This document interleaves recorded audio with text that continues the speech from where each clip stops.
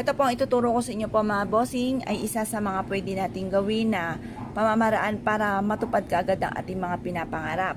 At dahil ngayong araw na ito ay August 29, huling Martes ng buwan ng Agosto, ay mainam na gawin nyo po ito. At saka kung gusto nyo naman po sa August 31, yan po ay full moon, gawin nyo rin po ito kung gusto nyo po itong gawin. Marami tayong pwedeng gawin sa inyo lamang kung paano nyo ito gagawin para masigit na maging maswerte. Masasabi ko lamang, the best po kung kayo po ay may positibong pananaw sa buhay. Kapag po ikaw ay naniniwala na mababago ang takbo ng inyong pamumuhay, ikaw po hindi laging ganyan ang takbo ng inyong pamumuhay, ay walang imposible. Makakamit nyo kung ano man ang ninanais po ninyo. Ngayon mga bossing ko, isulat po natin dito ang inyo pong tunay na pangalan at ipelido. Tapos, isulat nyo rin po dito kung ano man yung nais po ninyo. Halimbawa, manalo na ako ng jackpot. Manalo na ako ng jackpot. Or kaya po mga bossing ko, or isulat nyo rin po dito kung ano yung lagi nyo tinatayaan. Halimbawa, ito naman, 10, 19, 42, 44, at saka 7, at saka 5. Sample lang po yan. Pero kung gusto yung tayaan, lumarga po kayo. Yan po. Pagtapos, sabihin nyo po dito, magkaroon ako ng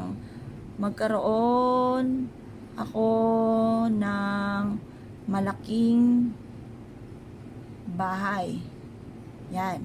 O kaya po, magkaroon ako ng mga magagarang sasakyan. Tapos, basta bahala na po kayo. Mag-wish na kayo na lahat ng gusto po ninyo. Tapos, sabi niya rin po dito, ilayo kayo sa anumang kapahamakan, hindi kayo maging sakitin, matupad lahat ang mga pinapangarap, ganun po. Pagkatapos, kailangan po natin mga bossing ko ng asin. Maglalagay lang tayo ng asin mga bossing. Ito yung gagawin po natin. Yan. Yan mga bossing. At pagkatapos, kailangan natin ng goma or kaya po ay sinulid.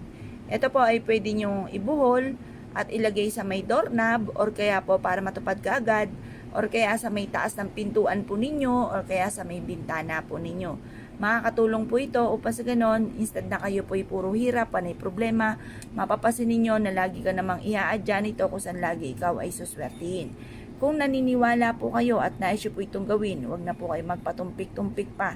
Makakatulong po ito upang sa ganon, kayo po'y matupad kaagad ang mga pinapangarap. Bukod sa panalangin ng taimtim, sipag at tiyaga, diskarte, at saka sa mga ganitong mga pamamaraan, mapapasin ninyo po na unti-unting matutupad ang mga pinapangarap po ninyo. Parang lagi kang i-a-adya kung saan lagi kayo suswertihin. Ito po isa sa mga paborito ko na pampaswerte.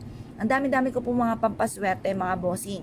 At ako hindi nagpapalampas na kung may mga bago sa akin paningin o sa akin pandinig, kaagad ko po itong ginagawa at mas nagiging positibo naman po sa buhay.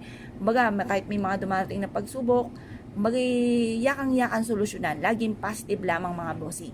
Kaya kung kayo pinaniwala at nais po itong gawin, ay siya mga bossing, good luck po sa inyo po lahat.